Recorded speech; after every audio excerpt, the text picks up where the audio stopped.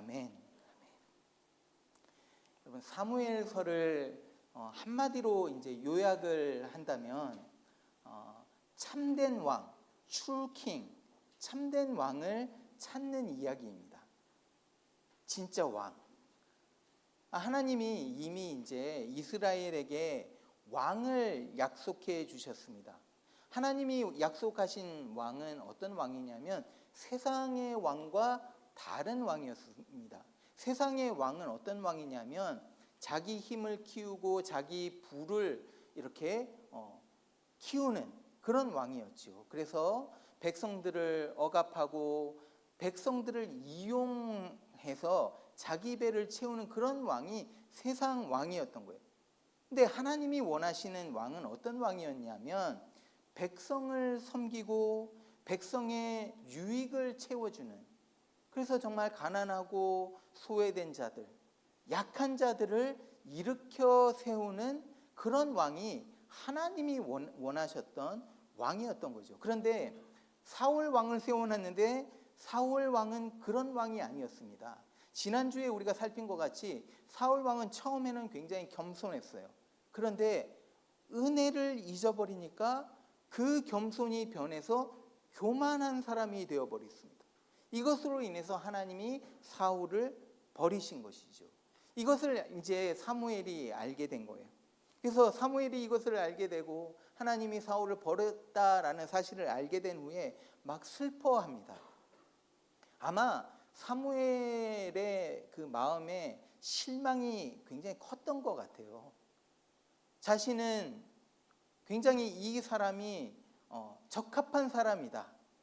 이 사람이 보았을 때 왕다운 왕감이다라는 생각을 하고 세워놨는데 이 인물이 아닌 거예요. 그래서 이렇게 생각했을 것 같아요. 아니 그러면 사울이 아니라면, 이렇게 멋진 사람이 왕의 제목이 아니라면 어떤 사람이 과연 왕이 될 수 있는가? 소망이 점점 사라지는 것이죠.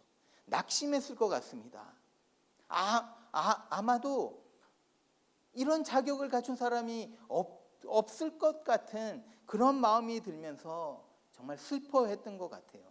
그런데 하나님은 이런 사무엘에게, 낙심해 있는 사무엘에게 오늘 찾아오셔서 왕이 있다라고 말씀하고 있는 거예요. 오늘 본문으로 한번 들어가 보시죠. 오늘 본문을 보니까 이 본문에서 핵심적인 어떤 개념 하나를 우리는 보게 됩니다. 그게 뭐냐면 보았다라는 개념입니다. 보았다. 하나님은요, 보시는 하나님이십니다.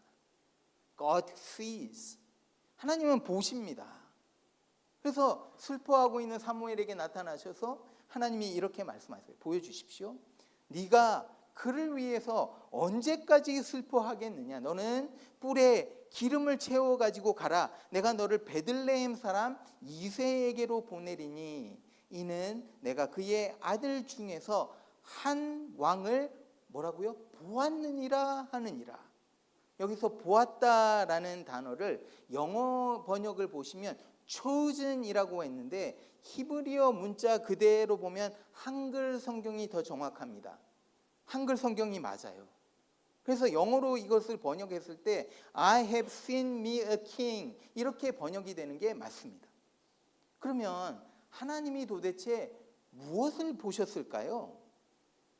6절부터 이렇게 보니까 하나님이 보신 것이 있다라는 것을 보게 됩니다. 사무엘이 이제 하나님의 말씀대로 순종해서 이새의 집으로 갑니다. 베들레헴에 있는 이새의 집으로 갑니다. 그러면서 이제 첫 번째 아들을 보게 된 거예요. 첫 번째 아들 이름이 엘리압입니다. 이 엘리압이 들어오는데 사무엘이 기분이 너무 좋아졌습니다. 슬퍼하던 사무엘이 맞다, 이 사람이구나. 이렇게 여기면서 이 사람이 여호와의 기름 부으실 자, 기름 부으실 자는 뭡니까? 히브리어로 메시아라고 말을 합니다. 이 사람이 하나님이 기름 부으실 자 메시아구나, 하나님이 보신 자구나 말을 합니다. 이때 하나님이 이런 말씀을 하십니다. 보여주십시오. 여호와께서 사무엘에게 이르시되 그의 용모와 키를 보지 말라. 내가 이미 그를 버렸노라. 내가 보는 것은 사람과 같지 아니하니 사람은 외모를 보거니와 나 여호와는 뭐를 본다고요? 중심을 보느니라 하시더라.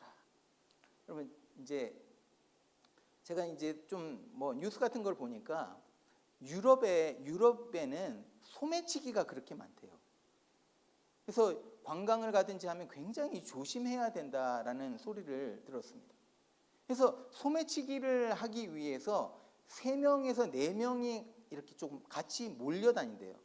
그럼 어떻게 하냐면 한 명이나 2명이 이제 어떤 일을 일으킨대요. 주위에. 이렇게 해서 사람들의 시선을 그쪽으로 가져가게 한다라는 거예요. 그러면 나머지 또 한 명은 어떻게 하냐면 망을 보고 있고 또 다른 한 명은 이제 이렇게 픽포켓팅을 한다라는 것이죠. 주머니를 턴다고 합니다. 하나님이 지금 사무엘에게 말씀하시는 게 이겁니다. 지금 사무엘이요 지금 엉뚱한 것을 보고 있으면서 지금 주머니를 털리고 있다라는 말씀을 하시는 거예요. 사무엘이 진짜 중요한 것을 보지 못하고 있다라는 것입니다. 왜 진짜 중요한 것을 보지 못하고 있습니까? 그 이유는 간단합니다. 엉뚱한 것을 보고 있기 때문에, 진짜가 아닌 것에 사로잡혀 있기 때문에, 진짜가 아닌 것을 보면서 속고 있기 때문이다라는 것이죠. 그럼 사무엘이 본 것이 무엇입니까? 외적인 것을 보았다라는 거예요. 그럼 엘리압이 왜 사무엘의 마음에 이렇게 들었을까요? 키가 컸던 거예요. 키가 크고 잘생겼고 힘이 세게 생겼기 때문이다라는 것입니다. 여러분 그 당시 사람들이 원했던 왕은 어떤 왕이냐면요, 크고 힘이 굉장히 세갖고 싸움을 잘하는 사람이었습니다.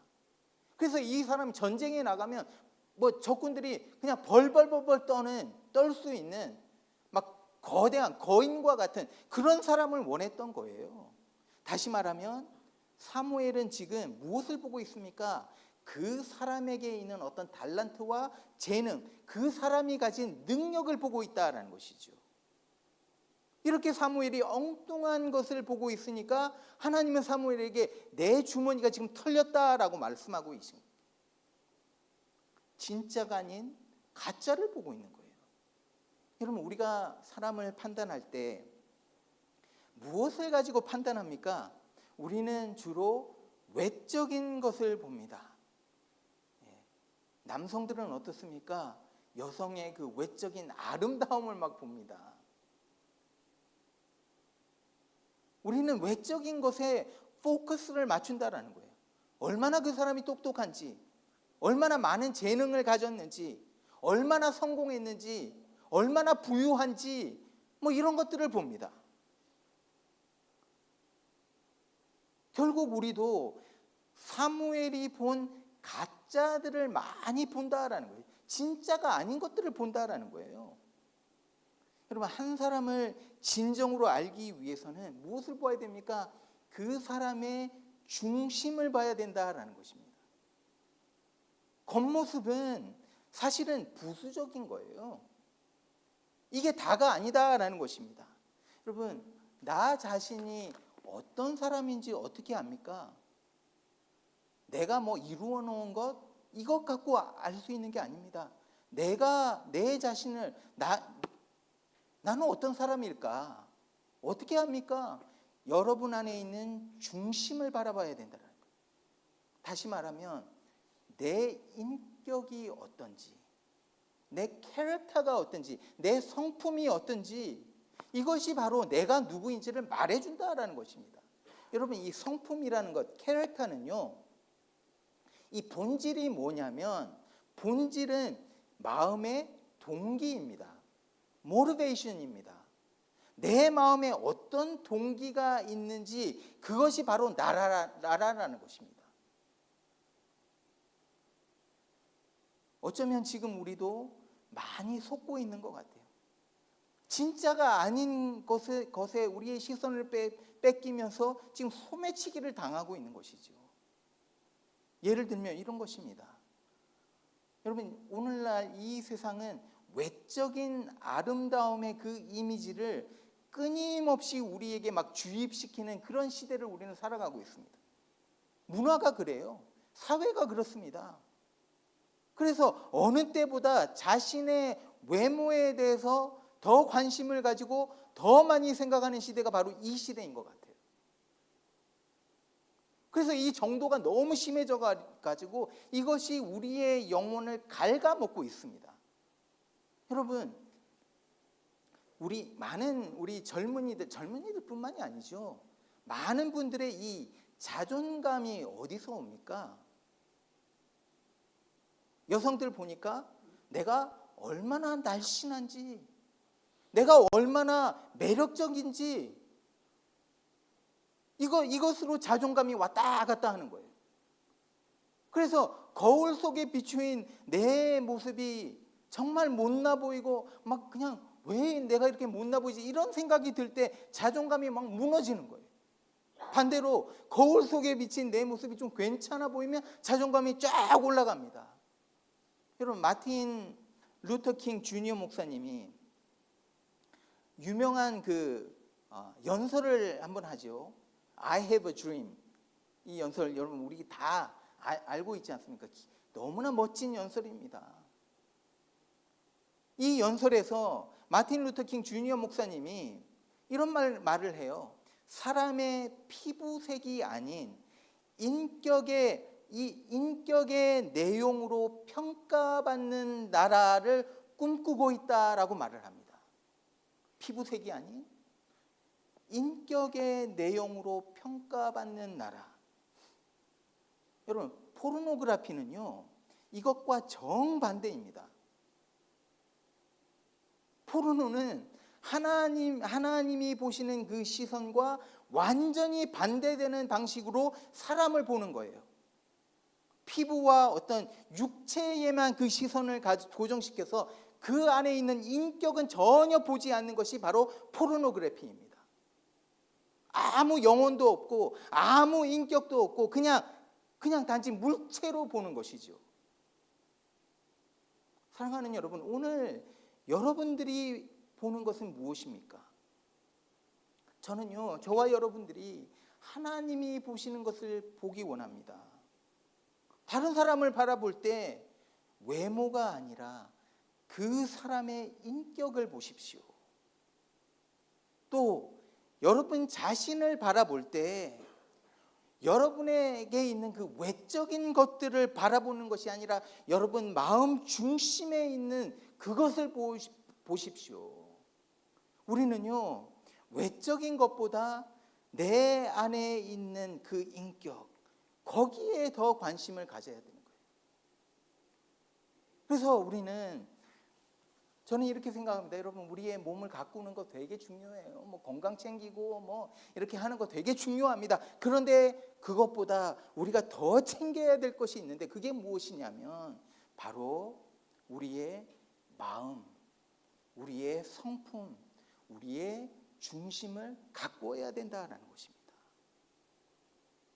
이제 다윗이 사무엘에게 기름 부음을 받는 장면이 나옵니다. 하나님이 다윗의 중심, 이 마음, 그 캐릭터를 보시고 선택하셨다 말을 합니다. 그런데 여러분, 저는 여기서 질문 하나를 던지게 됩니다. 정말 다윗이 괜찮은 사람 맞습니까? 이 다윗의 본성이 정말 선한 것으로 가득 차 있었습니까? 여러분, 우리가 다윗에 대해서 많이 알고 있습니다. 이 다윗은요, 다른 사람의 아내와 관계를 가진 사람입니다. 성적으로 타락한 사람입니다. 간음한 사람입니다. 그 죄를 가리기 위해서 그 여자의 남편을 전쟁터에 보내서 죽여버립니다. 이 사람은 자기 밑에 있던 충성된 부하였습니다. 어떻게 이럴 수가 있습니까? 살인자입니다. 여러분, 우리는 사울을 굉장히 나쁘게 생각하는데요, 저는 이렇게 생각합니다. 다윗이 더 나쁜 것 같아요. 다윗과 같이 이렇게 파렴치한 일을 사울은 하지도 않았습니다. 그러면 하나님이 다윗의 마음을 보셨다, 중심을 보셨다 하는데 이게 도대체 무엇입니까? 오늘 본문에서 우리는 진짜 중요한 비밀을 하나 발견하게 됩니다. 사무엘이 이제 다윗의 기름을 붓는 장면입니다. 같이 보시죠. 이렇게 말을 합니다. 사무엘이 기름 뿔병을 가져다가 그의 형제 중에서 그에게 부었더니 이날 이후로, 자, 기름 부은 날 그 이후로 다윗이 여호와의 영에게 크게 감동되니라. 사무엘이 다윗에게 기름을 부을 때 바로 그날 그 즉시로부터, 그 시간부터 계속해서 성령의 임재가 다윗에게 있었다라는 것입니다. 여러분, 여기서 크게 감동되었다, 이 히브리어 문장을 살펴보면요, 이런 뜻입니다. 하나님의 영이 홍수처럼 그 마음에 넘쳐 흘렀다라는 뜻입니다. 성령의 충만함을 말을 합니다. 여러분, 다윗은 절대로 선한 사람이 아니었습니다. 다윗 안에 선한 것이 하나도 없었습니다. 그 마음이요, 다른 사람보다 훨씬 더 선하다, 하나님 보시기에 선해서 그렇지가 않습니다. 그에게 필요했던 것이 무엇입니까? 그에게 필요했던 것은 성령의 임재였던 거예요. 다윗의 마음에 부어졌던 그 성령의 임재, 평생도록 이 다윗 왕을 세우면서 성령님은요, 이 다윗으로 하여금 그 인격을 만들어 가신 것입니다. 평생도록. 여러분, 우리 인간의 본성은 진짜 악합니다. 그렇지 않다라고 말하는 건 거짓말입니다. 여러분, 우리 모두는요, 자기중심적입니다. 다른 사람을 이용해서 내 유익을 채우려는 것이 우리에게는 훨씬 더 내추럴합니다. 자연스럽습니다.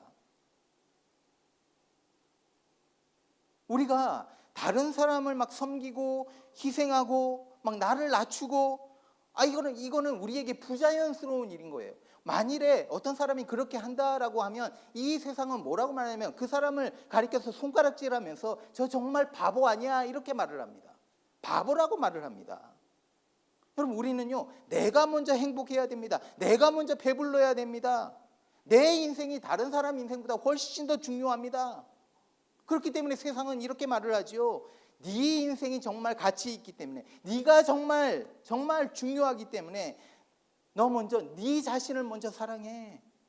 네 자신을 먼저 사랑하고 너 자신을 먼저 사랑하고 아끼라라고 말을 합니다. 아주 그럴듯하게 말을 합니다. 이것이 그런데 여러분, 세상의 세계관입니다. 성경에서 말하는 하나님의 세계관은요, 전혀 그렇지가 않습니다. 진짜 우리가 인간된 삶을 정말 인간된 삶을 살아갈 수 있는 것, 그게 뭐냐면, 왕다운 성품을 가질 수 있는 건 뭐냐면, 나의 삶을 당신을 위해서 드리겠습니다 라는 고백입니다. 이렇게 살아갈 때 정말 인간답게 살아갈 수 있다는 거예요. 이렇게 살아갈 때 왕다운 성품을 가지고 살아갈 수 있다라는 것입니다. My life for you. 그런데 세상은 뭐라고 말을 합니까? Your life for me. Your life is to serve me. 이게 망가진, 죄로 인해서 망가진 저와 여러분의 본성이라는 것입니다. 그래서 상대방이 주위에 누가 어떻게 되든지 상관이 없고 나만 행복하면 되는 거예요. 나만 배부르면 되는 거예요. 이것이 우리가 가진, 저와 여러분이 가진 인간의 본성입니다. 이것이 다윗에게 있었던 인간의 본성이었던 거예요. 그런데 성령이 그 마음에 홍수와 같이 채워졌을 때 다윗은 하나님이 원하시는 왕의 성품으로 만들어져 갔다라는 것입니다. 여러분, 다윗에게 성령이 임하시고 그 다음에 어떻게 되었습니까? 자, 기름을 부었어요. 성령이 임했습니다. 그 다음에 다윗이 행복하게 살아갔습니까? 삶이 순조롭고 좋았습니까? 전혀 그렇지가 않습니다. 성령이 임했을 때 여러분, 다윗의 인생은 고난과 핍박이 찾아왔습니다. 사울에게 쫓기는 신세가 되었습니다. 도망자로 숨어 살았습니다. 여러분, 우리가 성경을 읽으면요, 이상한 공통점 하나를 찾게 됩니다. 성령이 임한 후에 반드시 고난과 핍박이 따라온다라는 거예요. 예수님을 보십시오. 성령으로 세례를 받으셨습니다. 그 다음에 어디로 가셨습니까? 성령의 인도함을 받아서 광야로 가셨습니다. 왜 광야로 가셨습니까? 광야에서 시험받기 위해서. 오순절 성령 강림 후에 어떤 일이 일어났습니까? 물론 부흥이 일어났지요. 교회가 세워졌습니다. 그런데 그 다음에 온 것이 무엇입니까? 바로 교회에 핍박이 찾아왔습니다. 바울이요, 성령으로 거듭나게 됩니다. 예수님을 만나고 성령으로 거듭나게 됩니다. 회심을 하게 되죠. 컨버전이 일어났습니다. 그 후에 바울의 삶이 어땠습니까? 행복했습니까? 세상적으로 보았을 때 잘 나갔습니까? 아니요. 세상적으로 보았을 때 전혀 그렇지 않았습니다. 고난과 핍박의 연속의 삶을, 그런 삶을 살아갔습니다. 여러분, 성령이 우리의 삶 가운데 임하면 반드시 그 다음에 고난과 핍박이 찾아옵니다. 왜 이런 일이 일어날까요? 여러분, 곰곰이 한번 생각해 보십시오. 왜 이런 일이 일어날까? 저는 이렇게 생각합니다. 왜 이런 일을 주실까? 하나님이 원하시는 것이 있기 때문에. 하나님이 원하시는 것은 뭐냐면요, 저의 재능과 저의 능력이 아니다라는 것입니다. 여러분의 재능과 여러분의 능력이 아닙니다. 하나님이 원하시는 것은요, 여러분의 인격, 여러분의 그 성품을 만들어 가시기를 원한다라는 것입니다. 우리는 이렇게 생각하죠. 성령을 받으면 능력을 얻게 되고, 그래서 방언도 하고 예언도 하고 치유의 은사도 받게 되고 놀라운 예언도 하고 이렇게 된다. 물론 맞습니다. 성령을 받을 때 능력이 우리에게 임하지요. 맞습니다. 그런데 능력을 받는 것보다 더 중요한 것이 있어요. 그건 뭐냐면 성령이 나에게 임할 때 내가 변한다라는 것입니다. 성령님이 나를 변화시킨다라는 것입니다. 성령님이 저와 여러분을 변화시키는 거예요. 저는 이런 경험을 너무 많이 했습니다. 하나님이 저를 목회 13년 가운데 얼마나 만지셨는지 모릅니다. 고통을 주셨습니다. 시련을 주셨습니다. 이것이 성령님의 방법이다라는 것입니다. 아픔을 경험합니다. 이것을 통해서 어떻게 만드십니까? 나를 만드시는 거예요. 고난과 불 속에 넣어서 나를 아름답게 정결한 모습으로, 걸작품으로 만들어 가시는 거라는 거예요. 물론 고난과 핍박이 있다고 해서, 이 아픔이 있다고 해서 자동으로 이렇게 인격과 성품이 변하지는 않는 것 같습니다. 사울을 보니까 그래요. 사울은요, 여러분, 사울이 얼마나 많은 고난을 겪었는지 모릅니다. 우울증도 걸리고 귀신에 들리기도 하고 얼마나 아팠습니까, 그 사람이. 그런데 이런 것들이 사울을 온유하고 지혜롭게 만들지 않았다라는 것입니다. 오히려 더 거칠고 더 완악하고 더 잔혹하게 이 사람을 만들었습니다. 그러면 문제가 무엇입니까? 성령의 임재 없이는 불가능하다라는 거예요. 여러분, 사울은 성령의 임재를 거부했습니다. 반면에 사울보다 훨씬 더 파렴치한 인간이었던 이 다윗은 성령의 임재를 갈망했습니다. 그래서 평생 동안 정말 죄를 짓고 밧세바를 그렇게 범하고 난 다음에 어떻게 합니까? 하나님의 은혜를 구합니다. 성령의 그 은혜를 구하는 거예요. 성령의 임재 앞으로, 하나님 앞으로 나아갔습니다. 거기서 무릎을 꿇었습니다. 이것이 다윗의 중심입니다. 나는 절대로 이 성령의 임재를 놓지 않겠다. 어떤 일이 일어나든지, 내가 살인을 하고 간음을 하고 또 내 아들이 반역을 할지라도 나는 이것을 놓지 않겠다. 성령의 임재를 놓지 않겠다. 이건 무슨 말입니까? 나는 하나님을 놓지 않겠다라는 말입니다. 하나님을 절대로 포기하지 않겠다. 그 마음 중심에 이것이 있었던 거죠. 여러분, 여러분들의 삶에서 여러분들을 불행하게 하는 것이 무엇인지 아세요? 여러분들을 불행하게 하는 것, 나는 진짜 너무 불행해, 이런 마음이 들 때, 여러분, 그 마음은요, 여러분의 어떤 환경이나 어떤 문제, 어떤 상황 때문에 일어나는 일이 아닙니다. 여러분의 성품의 문제입니다. 여러분, 성령의 충만함이 있는 사람들은요, 실패를 두려워하지 않습니다. 왜 그렇습니까? 하나님이 이 가운데서도 나를 선하게 인도하실 거야. 믿음이 있는 거예요. 하나님을 붙잡는 거예요. 성령 충만한 사람은 그렇습니다. 여러분, 실패를 두려워하는 사람과 실패를 전혀 두려워하지 않는 사람, 누가 더 행복할까요? 실패를 두려워하지 않는 사람입니다.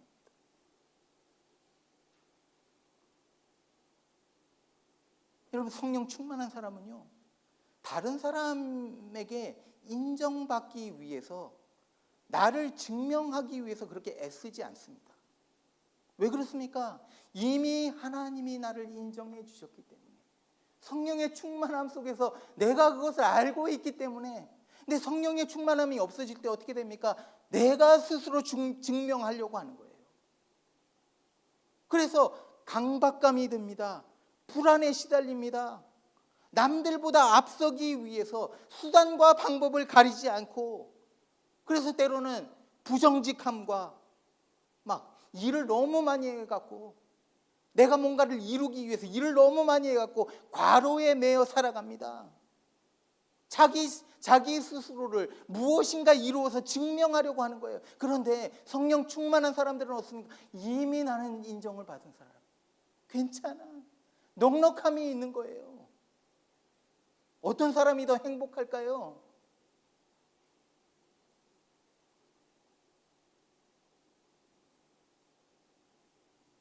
여러분, 우리가 착각해서는 안 됩니다.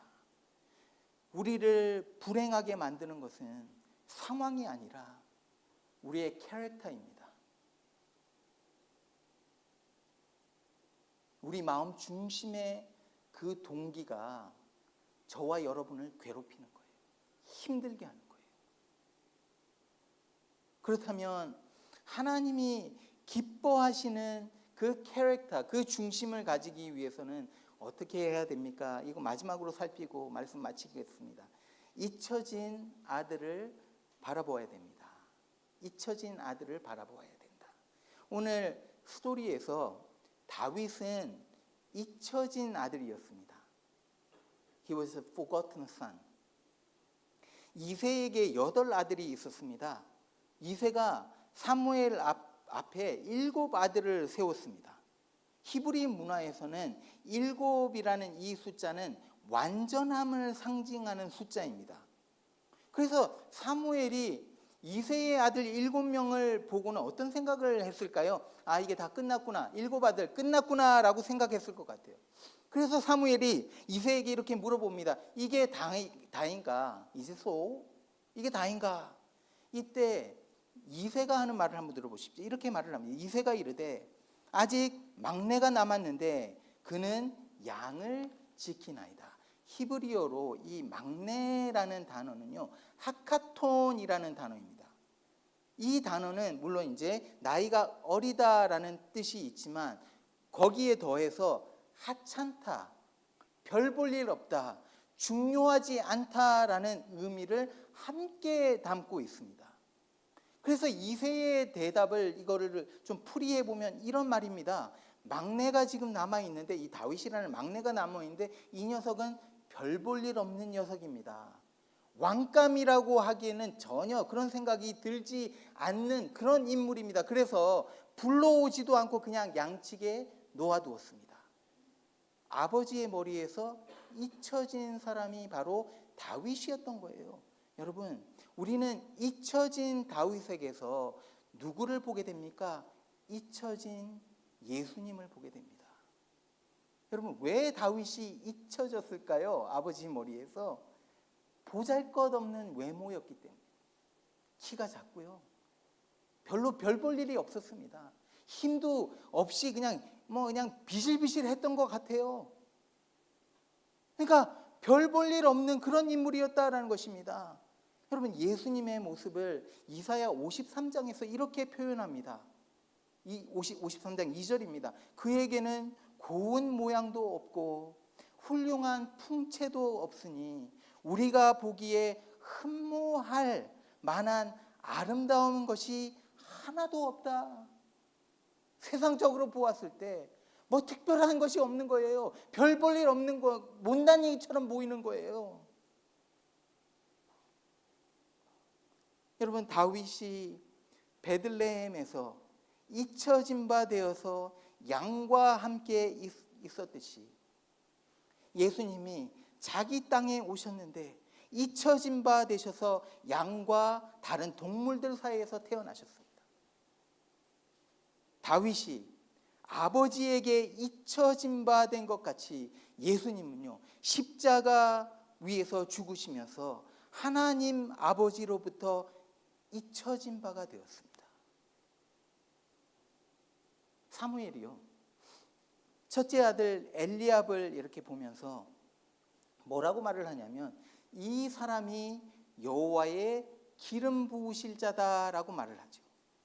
여호와의 기름 부으실 자, 아까 말씀드렸듯이 히브리어로는 메시아입니다. 헬라어로는 그리스도입니다. 사무엘이 찾고 있었던 왕은요, 이 메시아다라는 것입니다. 그러면 진짜 메시아는 누구입니까?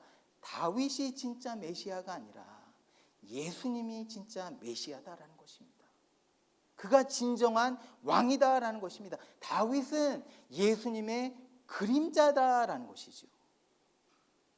예수님은 자기 자신을 백성을 위해서 희생하고 섬기셨습니다. 자기의 생명을 내주었습니다.